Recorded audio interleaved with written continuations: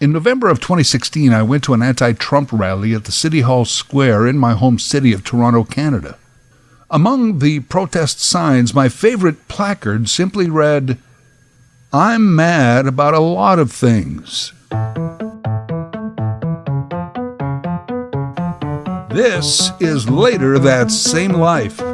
I'm Larry Fedoruk, and on my weekly podcast, topics, discussions, and stories from our lives. Season 8, Chapter 10, Street Protests. All around the world lately, people seem to be taking to the streets in protest, a last resort expression of grievance. Grievance with the laws of their land, either current or proposed. In France, Paris burns as citizens object to a new state retirement age. In Jerusalem, they are objecting to changes in their government and judicial system. In Nashville, they amass at the seat of government, asking for changes to gun laws.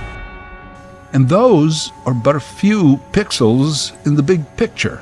According to Global Protest Tracker, there are at least 400 protests worldwide against government policies. First takeaway from that little nugget of information: there's such a thing as a global protest tracker, because it's the 21st century and we can. The credo of the 21st century: if you can, do. If you can't, consult AI. The Global Protest Tracker includes a handy-dandy clickable map. Simply pick a dot in any country in the world and get a quick synopsis about what people there are angry about. Angry to the point of protest. Protest itself can come in many forms: a stern letter, a social media post, boycott, civil disobedience, organizations, alliances. Labor stoppages and strikes are a form of protest, but this is about street protests. Street protests, where we, the people, are motivated enough to get out of our comfort zone and gather to form a crowd of like-minded people for the purpose of effecting change. Street protests. And lately, this growing question: do street protests even work? This is the one question that got me thinking about this topic in the first place.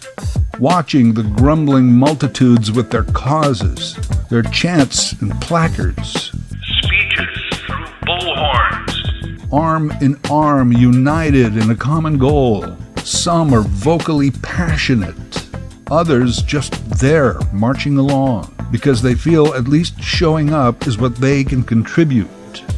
And those are just the peaceful protests. I watch them on the news. They are there for hours, days, sometimes even longer. And I wonder, will anything ever change as a result of their protest? Because I think that's the definition of a protest that worked. Change happened. Yes, I guess a protest can be called somewhat effective if it gets noticed, if it enters the news cycle, it begins a conversation. Those are good signs of progress, but not success. They must affect change. Do street protests work? Harvard has released data on street protests, studied as far back as 1900. It seems that this form of demonstration may have peaked in the 1990s, when just over 64% of protests worked, as in something changed. By the 2010s, the success rate was down to about 42%. And so far in the 2020s, and granted that data is ongoing, the success rate is 8%. 8%. And let me point out here that street protests are almost exclusively anti-government protests. Change the policies and the laws. They are not rallies, vigils, concerts, or parades per se. We generally protest business with our wallets. Street protests are about a dissatisfaction with government. 8%. It appears street protests once worked, and now not as much. Why? I have a few theories and suggestions. First, the obvious. What changed between the 90s and now? Foremost, the internet, social media, TV in our pocket, with a potential audience of the rest of the world. A short post or video, maybe a tweet, and we are done. Opinion and outrage expressed, and we can go back to our important lives. Yes, I want fries with that, and my expression of outrage had no consequence. So this, as they say, is a double-edged sword. Though it has definitely affected street protests, as in connectivity changes everything, lately we still see a lot of well-attended street protests. It's almost like it has come full circle since 2010 and the Arab Spring. The Arab Spring was maybe the first Facebook revolution. It allowed this movement to spread quickly throughout several Arab and African nations. They didn't have to wait for the coverage. They provided their own. Although once it had its catchy two-word CNN-friendly moniker, Arab Spring, it became massive. In the years that followed, other protests realized the power of social media, but also realized that even though shares and likes and retweets and viral status was valuable to a cause, nothing beats the boots on the ground, street protests. Footnote, Arab Spring did bring about regime change in places like Egypt and Libya, but failed miserably in countries like Syria and Yemen, where the cause was hijacked and co-opted by terrorists, special interest groups, criminal gangs. Arab Spring. It kind of worked, but mostly did not. We learned that the internet and social media can be a cause's best tool, but also an all too easily accessible hindrance. Street protests generally attempt to speak truth to power. Part of the problem is that power now also know how to manipulate the media, thereby often confusing the message. So the new media can be a valuable tool, even a weapon. But damn, the other side has it too.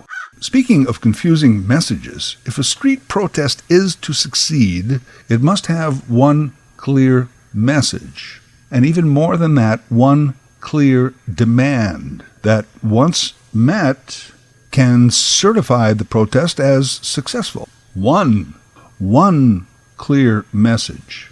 Yeah, I know, you're mad about a lot of things.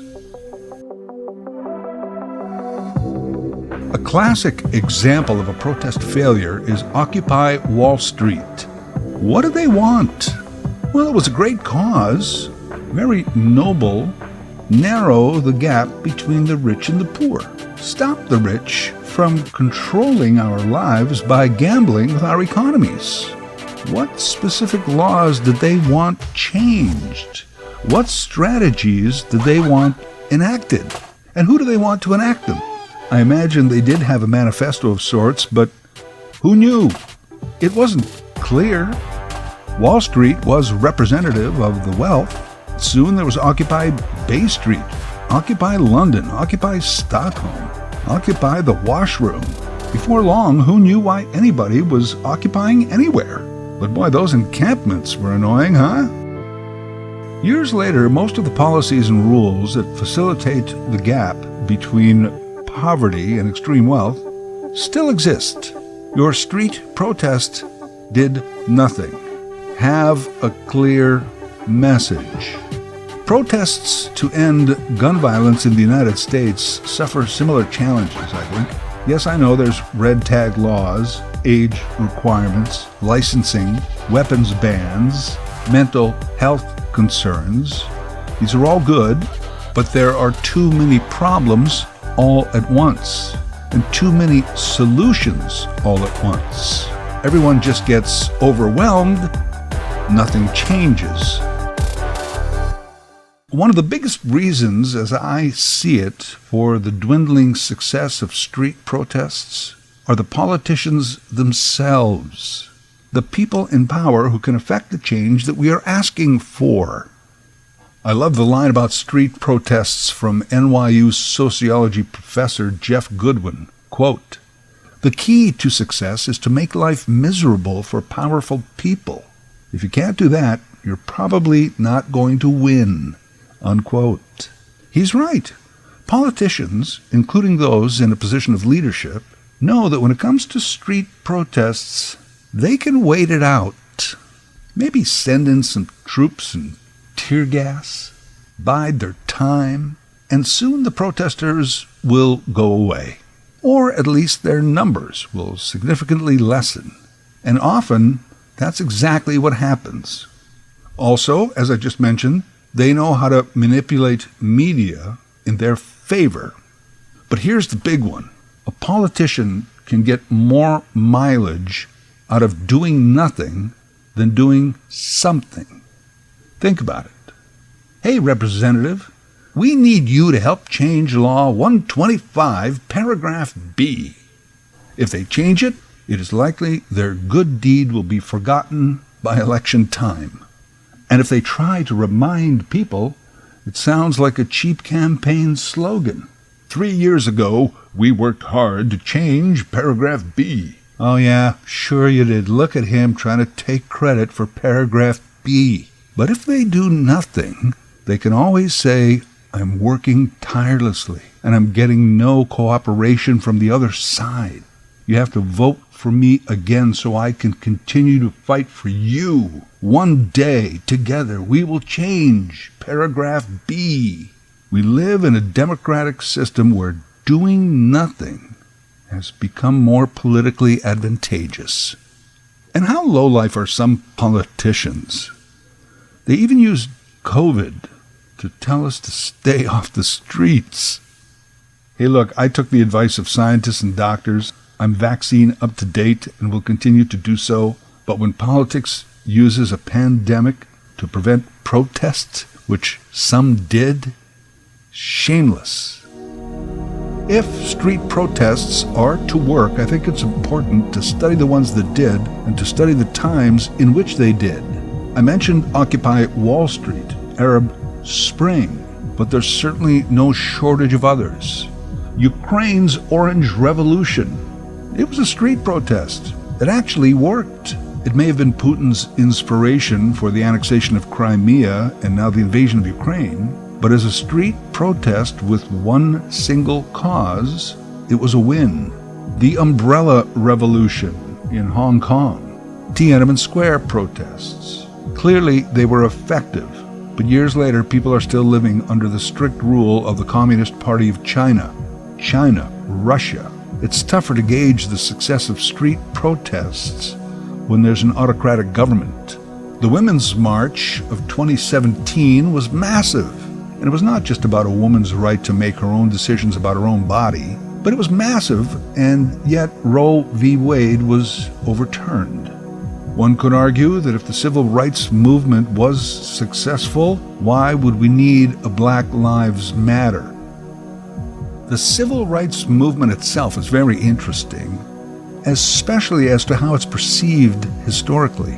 A March on Washington, an I Have a Dream speech by the Reverend Dr. Martin Luther King Jr., and bam, Lyndon Johnson signs the Voting Act. Well, not so. The march and the speech, they were historic and heroic, but they culminated 14 years of struggle that included strategic planning, a well-organized network of churches, local pastors, and local community leaders. Some, like King, emerged nationally. Others, like John Lewis, got elected. After that many years, there was a huge victory for rights, but only a small one in social attitudes. 1965 civil rights victory. 50 years later, Black Lives Matter.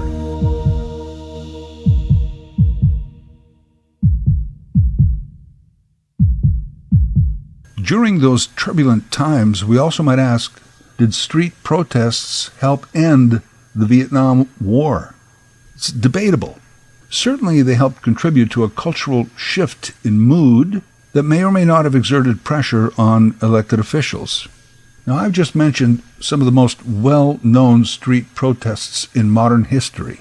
I equate none of them with January 6th, the Canadian truckers' protest, or even the Tea Party movement.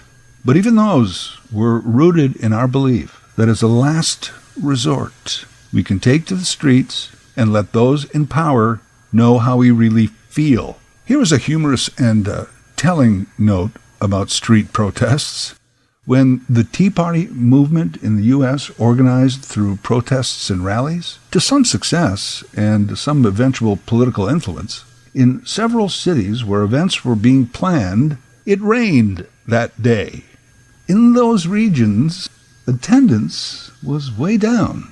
In those places, ultimately, fewer Tea Party votes were cast. Now, rain was not the Tea Party's ultimate demise, but it literally dampened their debut. So there's another key to successful street protests. When possible, check the forecast first. Another small reason that street protests don't work, well, hold on, this is more of a reason why they get a bad name, is that there are anarchists. I'm not here to debate anarchy as a strategy for change, but there are the professionals out there, those who stir the pot, put the bricks through the windows, and they are both from the left and from the right. Often they have their own agenda, and it has little to do with the actual issues at hand. As soon as they get involved, a street protest can quickly become an insurrection or a riot. Here's the final reason many scholars believe that street protests don't work, and that their day is done. It's called the myth of democracy. What do I mean? Well, the myth of democracy is exemplified by the lead of a United Nations Charter adopted in 1948. It says, "The will of the people shall be the basis of authority of governments." That's beautiful. The will of the people shall be the basis of authority of governments. What an ideal. I still hope it comes true one day. And hey, I live in a pretty free and democratic country. But still, the myth of democracy is that we don't serve government, governments serve us.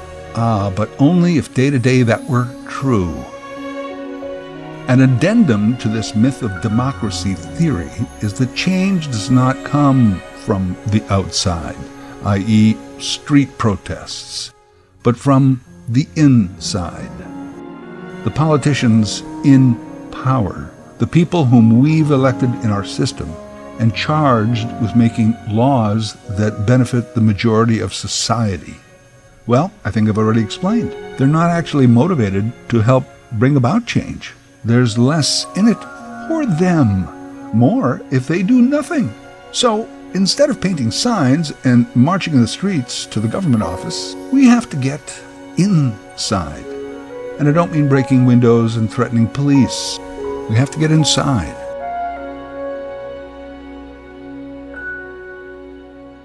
Speaking of, there are two ways to change an elected government. Only two.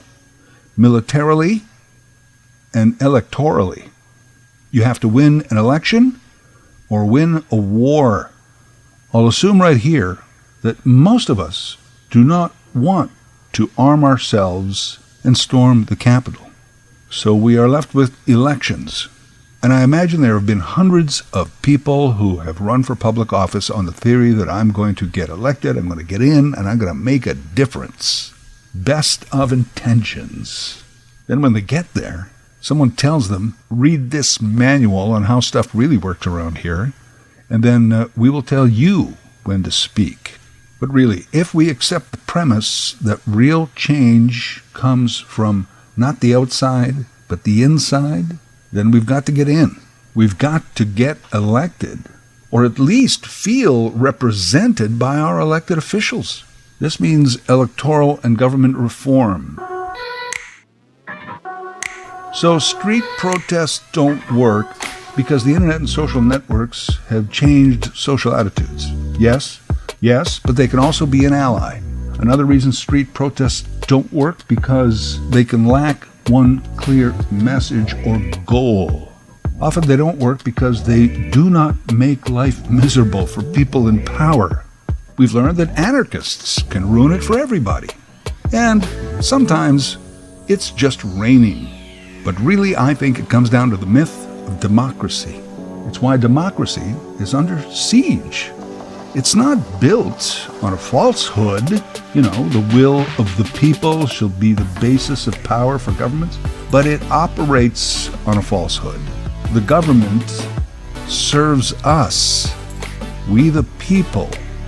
So what now? What, we never have another street protest? Well, hold on. Nothing beats boots on the ground.